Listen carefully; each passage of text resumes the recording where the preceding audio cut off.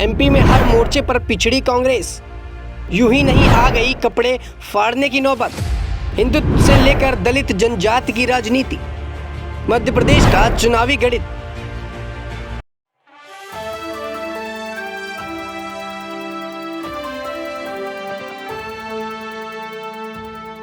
नमस्कार, आप देख रहे हैं नेक्स्ट 9 न्यूज़ पॉलिटिकल बाइट। मैं हूं आपके साथ आकाश त्रिवेदी। मध्य प्रदेश के चुनाव को लेकर इस वक्त सियासत गरमाई हुई और कहा यह जा रहा है कि आने वाले विधानसभा चुनाव में राहुल गांधी की पार्टी कांग्रेस पार्टी सबसे आगे रहेगी। और ऐसे में भारतीय जनता पार्टी इस बात का विरोध करती हुई नजर आ रही और भारतीय जनता पार्टी खुद के वर्चस्व की बातें कर रही है। इन तमाम मुद्दों पर बात करने के लिए आज हमारे साथ हमारे सहयोगी राकेश जी जुड़े हैं। उनसे जानेंगे कि आखिरकार मध्य प्रदेश का इतिहास क्या है, मध्य प्रदेश की चुनावी रणनीतियां क्या है और कौन सी ऐसी पार्टी है जो दिग्गज पार्टी के रूप में नजर आएगी। और ऐसे में क्या कांग्रेस पार्टी पुराने नेताओं के दम पर टिकी है। राकेश जी, आपका बहुत बहुत स्वागत है।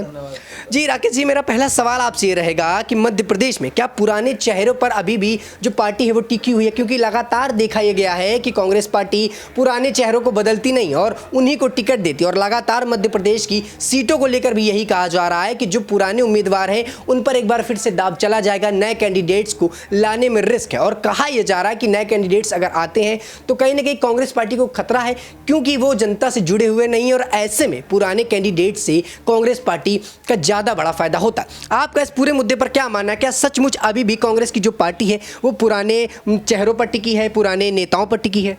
देखिए आकाश, जो आपने जिक्र किया कि कांग्रेस का मध्य प्रदेश में क्या होने वाला है हाल, तो देखिए हाल अगर धरातल पर आप देखें तो बेहाली नज़र आता है। कारण है कि जिस तरीके से सर फटोवल और कपड़ा फाड़ चल रहा है कांग्रेस के अंदर, वो अंदर खाने चल ही रहा है। दो धड़े बने हुए, भले ही सार्वजनिक रूप से कमलनाथ और दिग्विजय कितना ही भाईचारा दिखा ले, लेकिन अंदरूनी रूप से इस भाईचारे में दोनों एक दूसरे को भाई नहीं चारा समझ रहे हैं। तो यही कारण है कि कांग्रेस की स्थिति मध्य प्रदेश में जीत के रुझान तो आ रहे हैं, जो चुनावी रुझान आ रहे हैं उसमें लग तो रहा है कि कांग्रेस जीत जाएगी, लेकिन अंदर खाने एक दूसरे की काट भी लगातार चल रही है। दिग्विजय सिंह, कमलनाथ ने एक बार सार्वजनिक मंच से दिग्विजय सिंह के लिए ये भी बोला था कि मैं काम करूंगा और गाली सुनेंगे दिग्विजय सिंह। तो कहीं ना कहीं इस बात पर की और इशारा करते हुए दिखे थे दिग्विजय सिंह कि कमलनाथ बदमाशी कमलनाथ करेंगे, लेकिन सारा ठीकरा वो दिग्विजय सिंह पे फोड़ देंगे।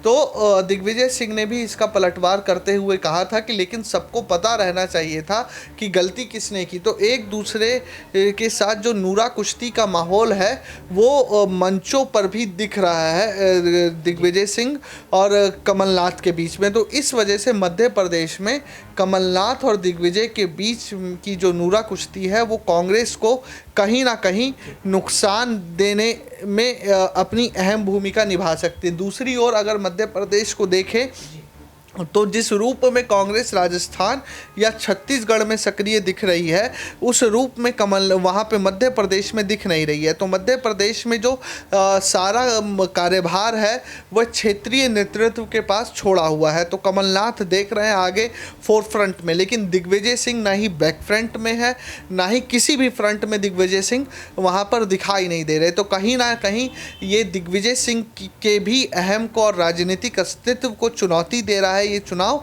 तो दिग्विजय सिंह अपने राजनीतिक अस्तित्व को बचाने के लिए कुछ भी करेंगे, लेकिन कमलनाथ की जितनी किरकिरी हो सके उसका प्रयास वो जरूर करेंगे। जी वाकई में देखिए, हमारे सहयोगी ने बताया कि किस तरीके से जो राजनीतिक माहौल है कांग्रेस का वो इस कदर बिगड़ा हुआ है और आपस में कुछ नेताओं की नहीं बन रही, एक दूसरे पर हमले बोल रहे हैं।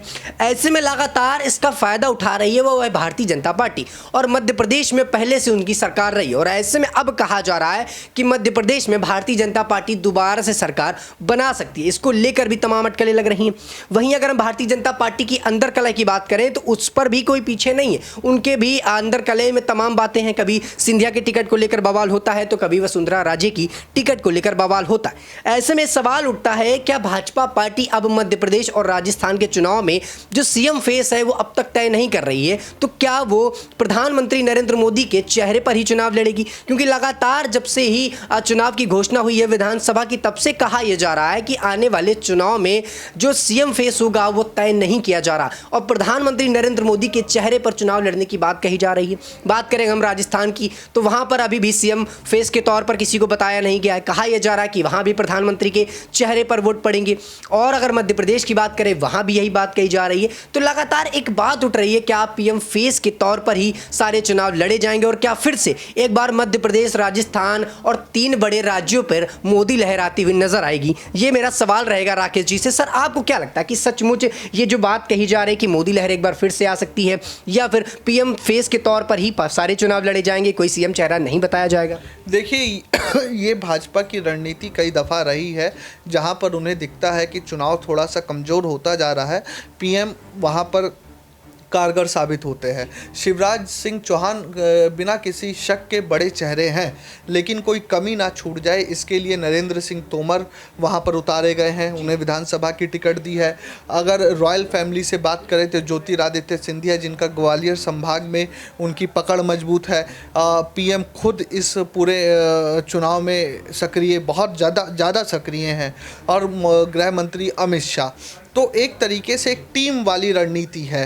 देखिए संगठन, मैं एक बात का जिक्र करूंगा, जब ये देश आज़ाद हुआ था तो उस टाइम नेहरू और सरदार वल्लभ भाई पटेल, हमारे पूर्व प्रधानमंत्री, तो वो दोनों ही कांग्रेस का हिस्सा थे।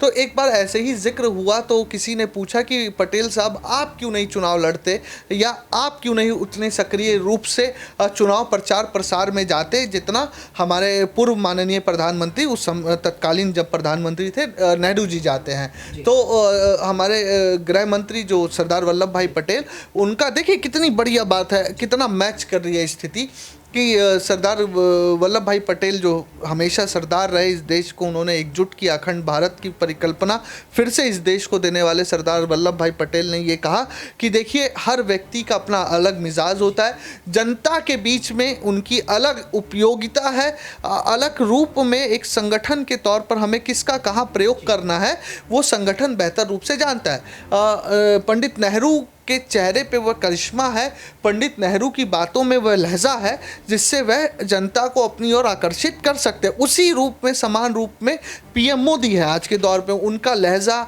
उनका बोलने का तरीका कि कहाँ की जनता को किस रूप में अपने साथ जोड़ना है, वह स्वभाव पीएम मोदी अच्छे से जानते हैं।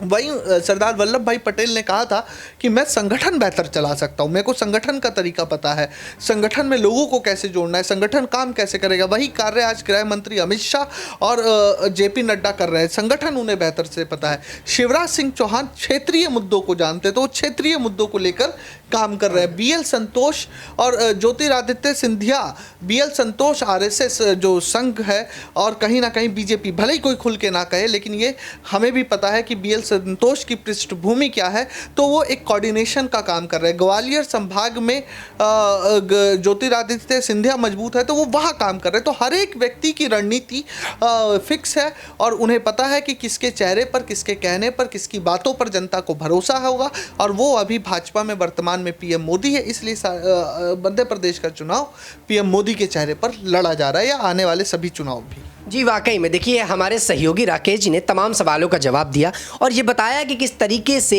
प्रधानमंत्री नरेंद्र मोदी के चेहरे पर चुनाव लड़े जाएंगे। और आपको दर्शकों बता दें कि कई बार ऐसा देखा गया है कि चाणक्य नीति के तौर पर ही भाजपा पार्टी को देखा जाता है। भाजपा पार्टी के जितने नेता हैं वो चाणक्य नीति के हिसाब से ही काम करते हो। जैसा कि राकेश जी ने बताया कि कौन से मंत्री किस हिसाब से काम करते हैं, उनके पास किन किन चीज़ का अच्छा और बेहतर ज्ञान है।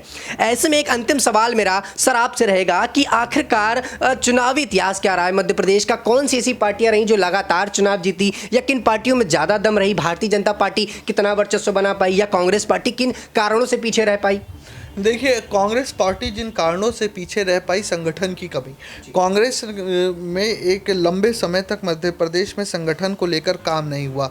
2000 से बात करें तो लगातार बीजेपी ने वर्चस्व बनाया हुआ है। कांग्रेस लगातार पिछड़ती जा रही है, जो हाल यूपी में हुआ। कांग्रेस का संगठन हर जगह से ख़त्म होता जा रहा है, तो संगठन की कमी की वजह से कांग्रेस कमज़ोर होती गई और उसी संगठन की मजबूती की वजह से भाजपा मजबूत होती गई।